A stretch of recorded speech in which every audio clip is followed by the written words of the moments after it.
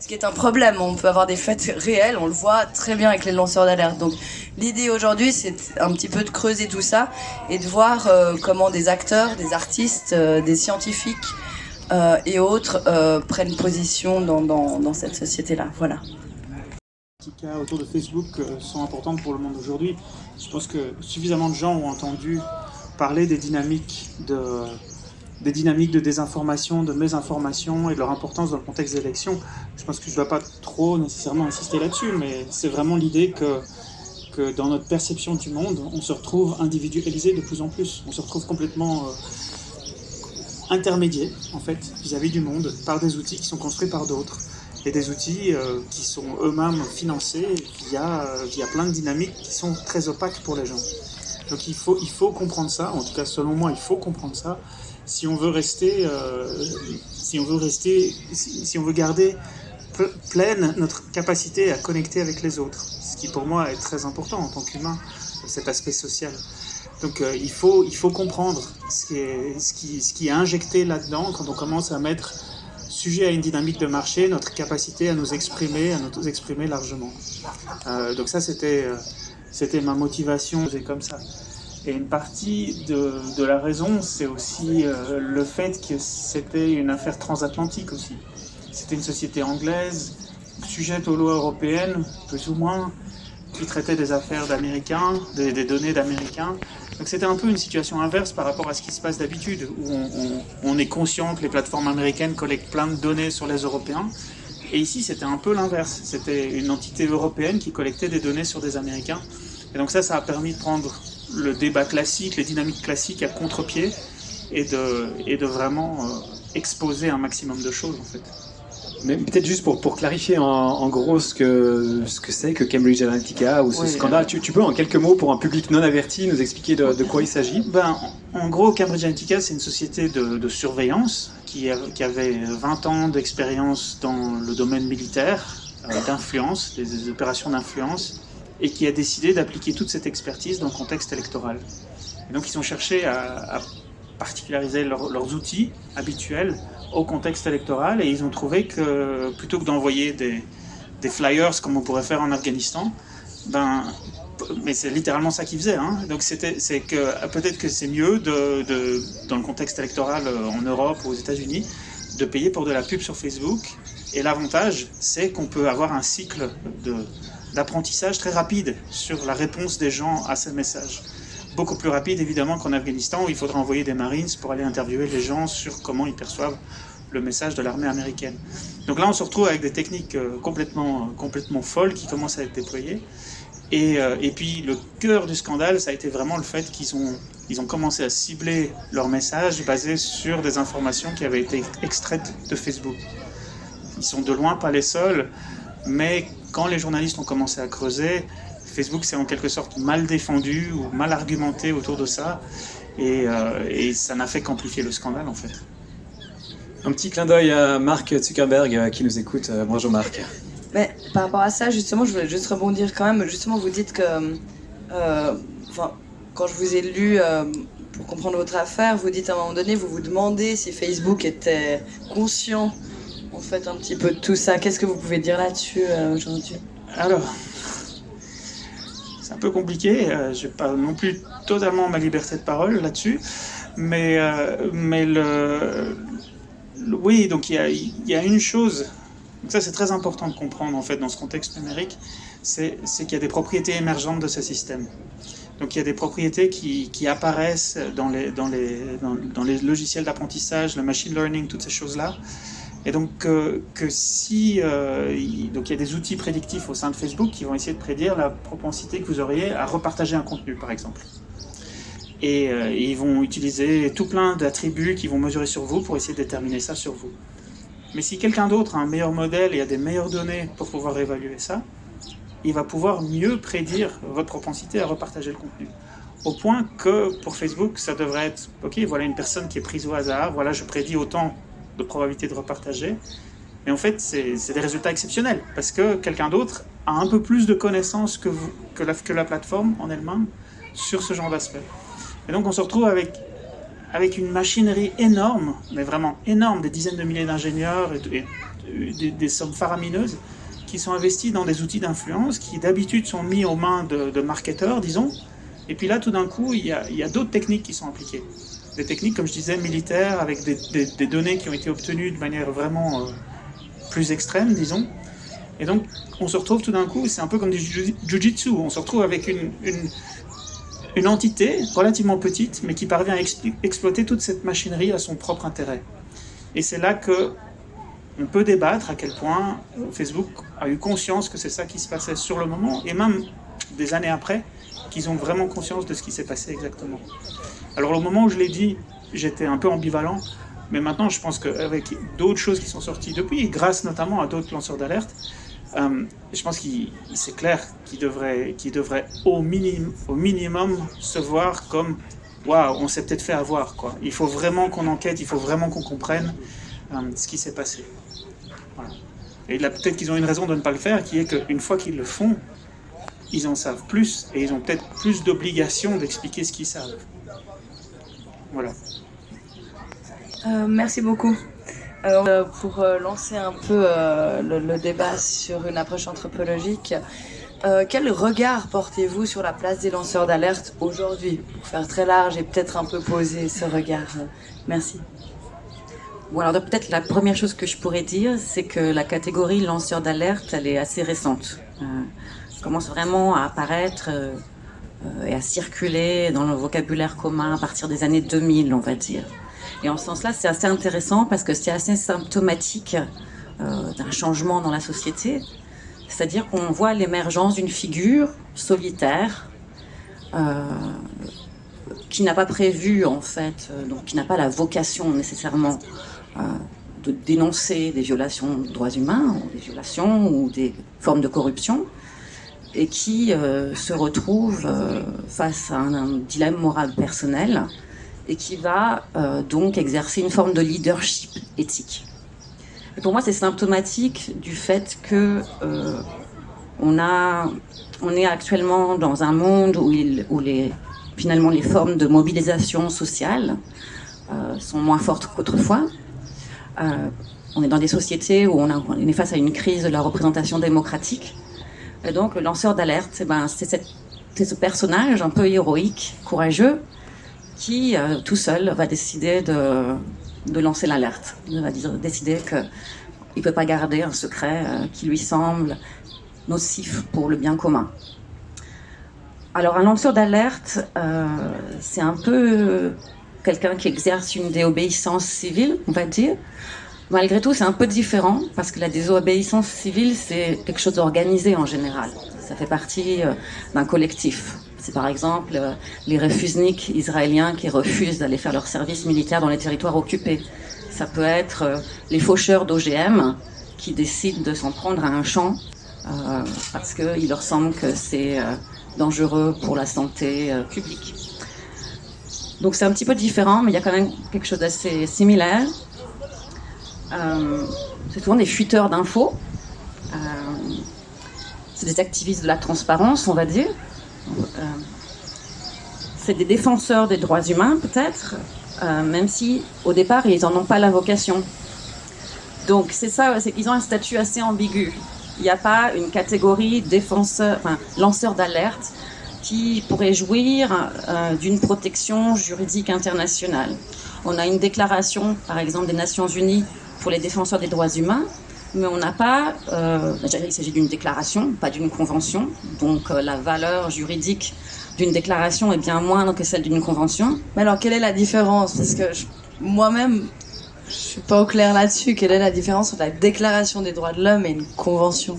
Alors là, une convention, c'est un traité, on va dire, et les États qui deviennent partie à ce traité s'engagent à respecter donc les différents articles de ce traité. C'est contraignant. C'est pas contraignant parce que les mécanismes des droits humains en général ne sont pas contraignants.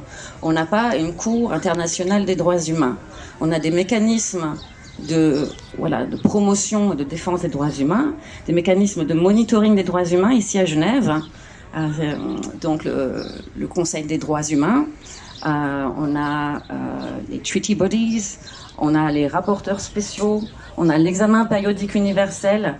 Aucun de ces mécanismes n'a de valeur contraignante. Les droits humains fonctionnent sur le principe du consensus diplomatique, on va dire.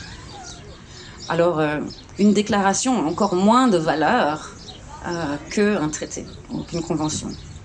Mais il n'y a pas de déclaration même pour la protection des lanceurs d'alerte.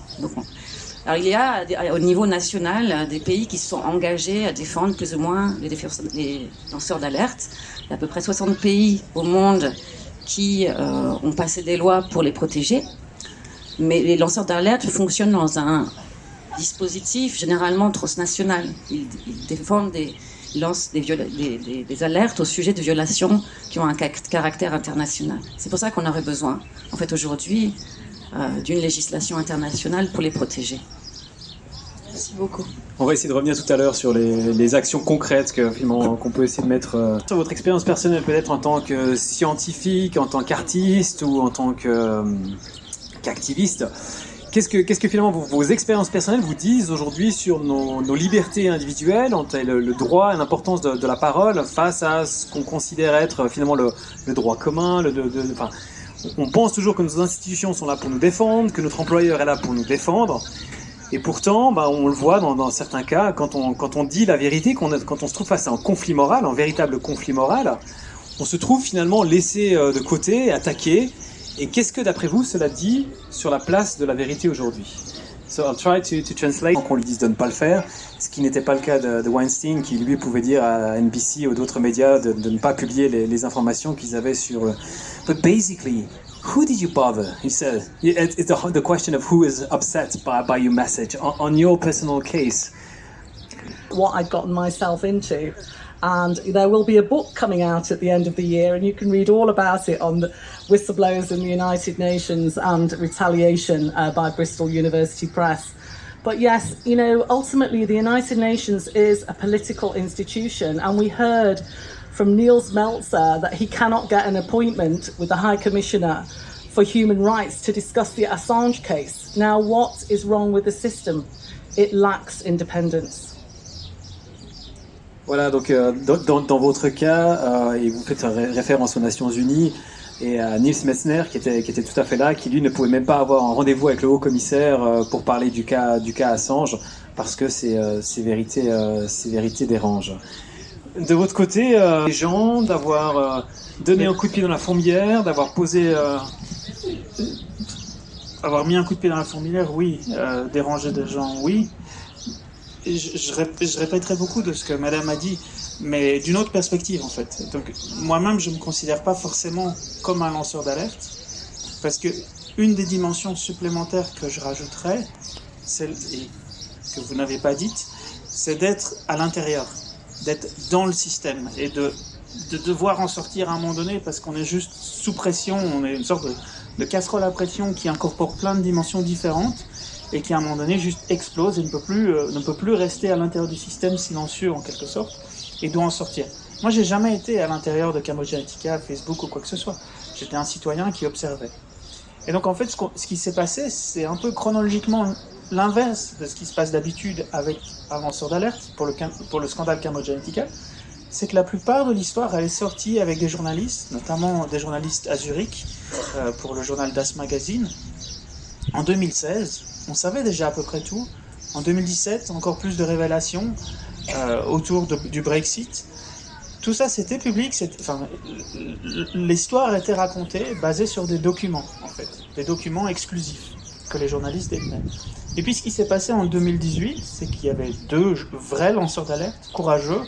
Donc, leur nom mérite d'être dit. Christopher Wiley et Shamir Shami, qui se sont, eux, avancés pour confirmer en fait, pour affirmer et confirmer ce qui avait déjà été révélé. Et donc là, tout d'un coup, il y avait des visages. Donc il y avait une personne que d'autres journalistes pouvaient aller interroger. Il s'agissait plus, peut-être c'est lié aussi à la thématique du numérique, il s'agissait plus de parler de choses très abstraites, mais maintenant on pouvait aller mettre un micro devant un lanceur d'alerte. Et donc ça, c'est intéressant parce que c'est dans l'histoire de est-ce qu'il faut tuer le messager. Ici, le message, il était déjà sorti, mais il manquait un messager crédible à l'intérieur pour que vraiment le scandale explose. Donc je trouve que ça peut être très informatif en fait sur les dynamiques autour des lanceurs d'alerte. J'ai juste une question par rapport à ça. Crédible parce qu'il était employé. Parce que vous me paraissez, pour moi vous êtes très crédible. C'est pas tout à fait ça. Ce qui s'est passé aussi, c'est quand c'est basé sur des documents exclusifs, il y a aussi des dynamiques entre journalistes qui font que beaucoup de journalistes disent, j'ai demandé à beaucoup de journalistes, du style des dizaines, pourquoi ça s'est passé comme ça. Et une partie de leur raisonnement, c'est aussi, tel autre journaliste est trop à l'avance sur moi. Donc, en gros, cette personne est propriétaire de l'affaire. Et d'autres ne vont pas y faire écho parce qu'ils vont se sentir juste comme réchauffés au micro-ondes l'histoire d'un autre, quoi. Mais c'est différent à partir du moment où on peut vraiment aller poser des questions à quelqu'un qui s'avance en disant « je vais répondre à vos questions ». Donc, peut-être qu'un des aspects importants ici, c'est le fait que dans le numérique, ça c'est quelque chose je pense qu'il faut comprendre, c'est qu'il y a moins de gens à qui poser des questions. Si c'est un scandale de, une multinationale qui va construire ses chaussures en exploitant des enfants dans un pays, il y a plein de vecteurs d'enquête pour ça. Il y a plein de manières d'aller vraiment poser la question. Si c'est pas la multinationale que vous visez, ça peut être une autre proche dans un secteur d'activité proche. Mais si pour un scandale comme Cambridge Analytica, il y avait peut-être 5 personnes qui savaient vraiment ce qui se faisait à l'intérieur avec ces données. Et donc là, les options sont beaucoup plus limitées. Et donc ça transforme en fait la dynamique à la sortie. Et puis un autre truc, donc là je ne fais que répéter en fait quelque chose qui est déjà bien connu, que le focus il est sur les lanceurs d'alerte. J'ai peut-être une perspective un tout petit peu différente sur la question, mais là où j'ai vraiment appris quelque chose, c'est que particulièrement autour de cette désinformation, de ces thèmes-là et du numérique, de cette société de personnalisation que le numérique construit, c'est qu'il a fallu, au-delà d'avoir des documents et d'avoir vraiment des gens qui certifiaient que ça s'était passé, que c'était ça leur intention, etc., c'est qu'il a fallu presque convaincre les gens à l'encontre de leur propre biais cognitif. Donc c'est-à-dire que la nature même de ce scandale, c'était que quelqu'un s'extirpait ou qu'on extirpait des documents de l'intérieur pour expliquer voilà la vue systémique sur ce qu'une entreprise ou des politiciens ont essayé de faire pour vous influencer. Voilà la vue systémique de ce qu'ils essayaient de faire. C'était pas un absolu, ils cherchaient à des petites optimisations qui au final avaient un vrai impact sur les dynamiques globales. Et il a fallu convaincre individu après individu, qui était lui-même convaincu qu'une bulle de filtre, sujet à une bulle de filtre, pas du tout. C'est un problème pour mon voisin, mais pas pour moi. Moi, je sais faire la part des choses, je peux pas être influencé comme ça. C'est plus subtil que ça, c'est beaucoup plus subtil que ça. Et donc il a fallu, c'est très intéressant entre la dynamique individuelle et la dynamique globale. C'est peut-être lié au thème, qui est évidemment de la micro-influence, mais c'est là que j'ai le plus appris en fait. Super, merci Paul. On y reviendra dans quelques minutes. Julie, moi j'aimerais aussi un peu vous faire intervenir. Il y a pas mal de choses intéressantes qui ont tourné là. Il y a deux choses principalement qui m'intéressent, sur lesquelles j'aimerais que vous interveniez. D'un côté, la place de l'individu qui porte le message et qui finalement est le martyr sur lequel on tire la boulet rouge souvent au détriment de l'information qu'il ou elle porte. Et comment est-ce qu'on peut expliquer ça? Comment est-ce qu'on peut voir ça? Comment est-ce que vous voyez ça en tant que spécialiste? C'est la première. Je vous reposerai la deuxième si vous oubliez tout à l'heure. Et puis la deuxième, c'est vrai qu'avec Caroline, il y a aussi la question de ce problème systémique dans notre société, ou en tout cas dans certaines institutions qui sont là pour nous porter, par exemple les Nations Unies, qu'on espère ou qu'on estime être neutres, objectives, et pourtant sont défaillantes à un point des fois vertigineux. De nouveau, comment est-ce que vous voyez ça? Ou est-ce que vous voyez ça d'une manière ou d'une autre? Commençons par la première. Donc la première, la question de la vérité. Et du porteur de cette vérité, voilà, face à la vérité. Alors il y a une figure qui est importante dans la démocratie grecque antique, c'est la figure du parésiaste. Le parésiaste, c'est celui qui a les qualités morales pour dire la vérité et qui est prêt à se mettre en danger pour pouvoir dire cette vérité. En fait, cette figure du parésiaste, qui est un peu le philosophe froid, on va dire, c'est une figure qui représente un pilier en fait de la démocratie. Quelque part, on pourrait dire que le lanceur d'alerte ou la lanceuse d'alerte, c'est une figure parésiastique, comme ça. Une figure qui incarne, qui a toutes les compétences et les qualités reconnues. Et c'est pour ça que ça me fait penser à ce que tu disais tout à l'heure, sur l'importance d'avoir un messager, mais qui puisse être vu comme légitime, crédible, une personne à qui on peut faire confiance quand elle dit quelque chose. C'est pour ça qu'un lanceur d'alerte des Nations Unies ou un lanceur d'alerte qui a une expertise comme la vôtre sur un champ tel que les données personnelles, eh bien, il va avoir une voix plus porteuse qu'une autre. Certains lanceurs d'alerte vont être reconnus comme tels plus facilement que d'autres. Ça, c'est une première chose. Pour ce qui concerne la deuxième question sur les Nations Unies, pourquoi c'est aussi à la fois paradoxal et en même temps malheureusement banal qu'aux Nations Unies, on se retrouve avec des lanceurs d'alerte qui se retrouvent punis pour faire leur travail.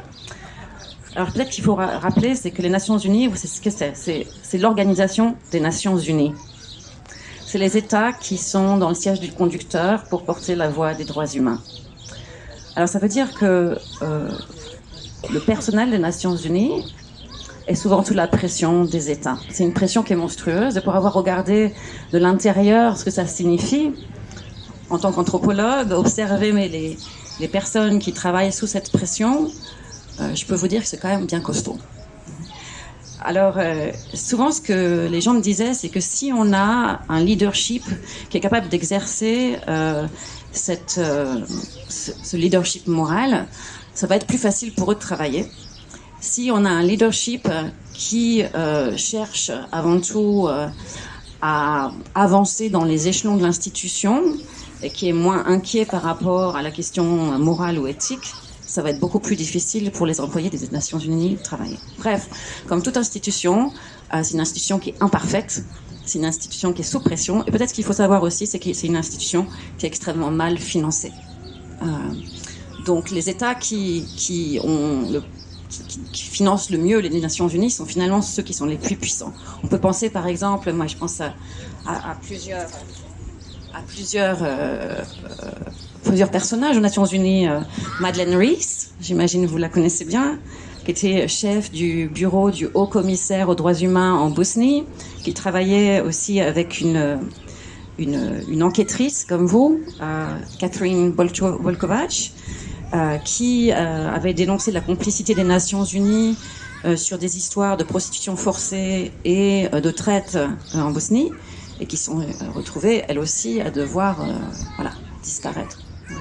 Donc, on voit bien que l'institution en elle-même n'est pas forcément en mesure de protéger ses propres employés, parce que simplement ça, c'est une institution qui représente la volonté des États. Et à partir des années 2000, on a partout dans le monde des États de plus en plus autoritaires, de plus en plus conservateurs. Certains intellectuels parlent même d'un retour à une sorte de néo-fascisme. Donc les Nations Unies sont à l'image aussi, je pense, des États qui les forment. Voilà. Juste pour répondre, merci beaucoup. J'aurais une question pour rebondir là-dessus, mais alors finalement, d'une manière générale, qui défend les droits humains aujourd'hui? C'est nous. Ouais, je pense que quelqu'un l'a dit dans le public, mais c'est nous. C'est-à-dire que les droits humains deviennent réels dans le monde quand on s'en empare, quand on les utilise, quand on les convoque, quand on fait, comme aujourd'hui, un café philo, on en parle. Les droits existent quand les gens les utilisent. Mais les droits humains aussi existent à partir du moment où ils sont violés. C'est-à-dire qu'on ne se rend pas compte qu'on a des droits humains avant qu'on les perde, en fait. Sinon, on prend ça pour acquis. C'est quand on perd nos droits humains qu'on se rend compte qu'ils sont importants. C'est pour ça que c'est aussi important, je pense, pour chacun d'entre nous, chaque citoyen, de se sentir un peu défenseur des droits humains, sinon ils disparaissent. Merci. Très, très avancé. Donc conceptuellement, il savait ce qu'il faisait, il savait comment bien le faire. Je me suis au moins 4 ou 5 fois au cours des dernières années, je me suis dit, et j'ai même dit à des gens, des enquêteurs, ben si moi j'étais dans la position de X, c'est ça et que j'étais vraiment quelqu'un de machiavélique, c'est ça que je ferais. Et puis il s'est avéré via des documents, via des témoignages, qu'il y avait en tout cas intention de faire, et voire même action pour le faire comme ça. Donc ça c'est un élément. Maintenant un autre élément, c'est quelle est l'efficacité. Est-ce que ça a vraiment eu un impact? Quel impact ça a eu? Et là c'est beaucoup plus compliqué. on n'a pas vraiment de preuves définitives. Et ça va jusqu'à... maintenant, il s'est avéré qu'il y avait communication entre la campagne de Trump et la Russie sur les données collectées par Cambridge Analytica et le profilage et une discussion autour des données de sondage pour vraiment comprendre comment l'un cherchait à influencer le public. Donc, mais vraiment l'impact, on ne sait pas. Et donc ce que je pense, on ne sait pas montrer de manière vraiment concluante. Et donc ce que je pense qu'il faut vraiment faire à ce niveau-là, c'est qui a les informations qui nous permettraient de déterminer le vrai impact. Et là, tout converge vers deux points en fait. Le premier, c'est des serveurs de Cambridge Analytica qui ont été saisis par les autorités anglaises, qui sont sous tutelle des autorités anglaises, qui, pour faire très simple, sont soit n'ont pas l'intention de vraiment enquêter, soit n'ont pas vraiment les compétences pour enquêter, l'un ou l'autre. Et puis l'autre endroit où ces données sont détenues, c'est évidemment les serveurs de Facebook. Et sur cette question-là, ce qu'on sait, c'est qu'il y a eu des contacts avec les autorités américaines, FBI, CIA et tout ça, pour vraiment essayer de mieux comprendre l'influence qui a été obtenue, et qu'il y a eu des témoignages par des employés, notamment le CTO de Facebook, face à une enquête parlementaire anglaise, où il a dit, en gros, on a construit cette théorie de l'influence que Cambridge Analytica a cherché à avoir, cette théorie simpliste, et on a montré que ça ne s'était pas passé comme ça. Évidemment, il n'a pas présenté comme ça, il a présenté comme on a enquêté et ils n'ont pas cherché à faire ça. Donc en fait, je dirais un témoignage misleading, trompeur, de la part de ce CTO sur ce qu'ils avaient vraiment en interne. Merci. Pu prendre un avion privé et puis aller se réfugier en Turquie. On ne sait pas trop où il est aujourd'hui, au Liban. Ouais. Donc voilà, c'est juste pour montrer le contraste en fait dans la situation, le traitement, le mode de traitement de différents personnages. C'est clair qu'on a une pression énorme de certaines personnes qui détiennent énormément de pouvoir. Ça peut être de nouveau les milliardaires, certains journalistes, et qui vont forcément avoir des conflits d'intérêts gigantesques dans cette affaire. Tu voulais dire je veux rebondir de multiples manières sur la question. Donc, d'abord, il y avait le fait qu'il y avait une sorte de virulence des journalistes à l'encontre des lanceurs d'alerte. Donc au moment où l'histoire est sortie en décembre 2016, j'ai été particulièrement choqué par ce phénomène. C'était le tout début du terme fake news, mais je me souviens, l'histoire est sortie un samedi, c'était 6 mois de travail, c'était un article de, 15 pages A4 en gros. Dans les 2 jours, ou même dans le lendemain des éditoriaux, dans le dimanche, de plein d'autres journalistes qui disaient c'est du fake news, qui qualifiaient le travail d'un autre journaliste de fake news, alors qu'eux n'avaient rien comme travail d'enquête. Et c'est pour ça que je parlais du biais cognitif, c'était leur propre biais qui s'exprimait, là, c'était rien d'autre. Donc ça, j'ai été particulièrement choqué par cette violence. Et puis, en fait, la question avait une autre composante qui était sur l'influence de l'argent, des milliardaires et tout ça. Donc d'abord, pour être juste transparent, j'ai eu le luxe pendant 1 an et demi, et encore un tout petit peu de ce luxe maintenant, de pouvoir m'exprimer librement sur ces sujets en dehors de toute pression financière et tout ça, notamment parce que le travail de mon association était financé par 2 milliardaires, indirectement via leur propre fondation. Donc juste pour être transparent, c'est sur le site web Personal Data.io, vous pouvez chercher et vous trouverez toutes les informations, dont notamment un qui au final a aidé à construire un organisme journalistique, enfin un journal, un nouveau journal, le nom ne me revient pas, mais pardon ? Non, qui s'est retrouvé, le journaliste qui a travaillé au Brésil avec Snowden, donc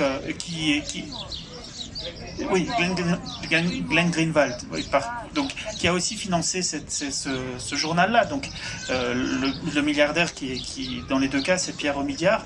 Donc il y a cette influence, que des milliardaires vont après mettre de l'argent. Mais peut-être le plus intéressant, je pense, c'est qui est vraiment une toute autre étape. C'est le fait que maintenant la mécanique des leaks, la mécanique du whistleblowing a changé. Si vous regardez Le lanceur d'alerte typique maintenant dans notre tête d'une banque, c'est quelqu'un qui va prendre la liste des clients et qui va partir avec un gros disque dur bien épais avec toute la liste des clients. La mécanique qu'on imagine d'un lanceur d'alerte à la CIA ou je ne sais quoi, c'est la même chose, quelqu'un qui va prendre une grosse exfiltration. Donc on a une sorte de plateformisation du leak, du phénomène de leak. Et là, il y a plein d'effets d'influence qui rejoignent ce que monsieur disait sur la consolidation des médias.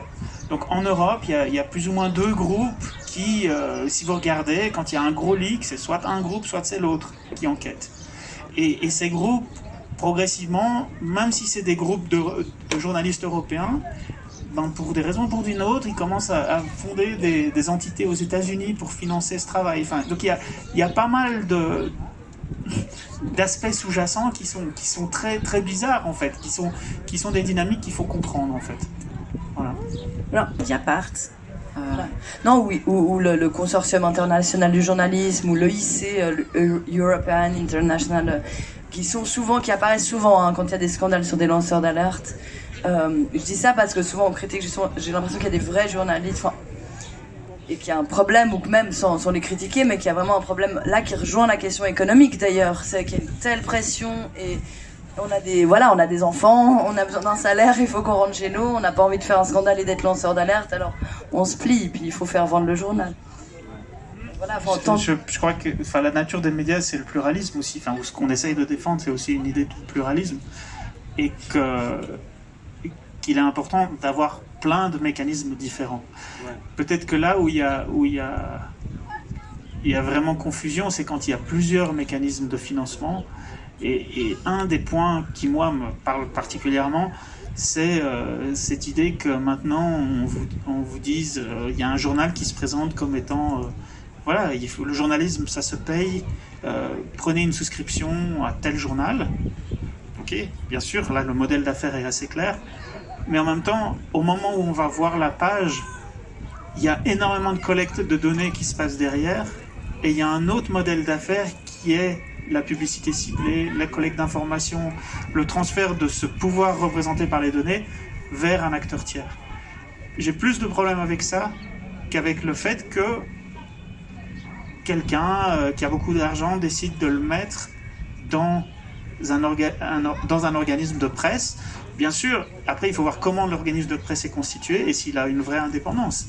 Et quels sont les journalistes qui vont rentrer dans cet organisme et comment est-ce qu'ils vont défendre cette indépendance, quels mécanismes ils mettent en place pour pouvoir certifier cette indépendance et tout ça. Donc ça, c'est là qu'il faudrait se focaliser plutôt que le fait que l'argent vienne... Enfin, bon, juste du fait qu'il vienne d'un milliardaire, quoi. Si c'était de l'argent qui était donné par, je sais pas, Monsanto et puis après qu'on a une organisation qui va parler d'agriculture, là je serais beaucoup plus circonspect. Mais je vois pas du tout pourquoi. Juste avant qu'on vous donne la parole. Déjà, il y a Flo et Jeff qui sont un grand un travail incroyable. Pablo, Sarah, il y a Philippe attends, je vais juste finir. Philippe qui est l'association des usagers du BAN. Un grand merci aux lanceuses d'alerte présents, à tous nos invités qui se risquent. Merci beaucoup. Au bout du terme, la liberté individuelle, la liberté qui se repose sur le plongeur. C'est pour la suite, alors.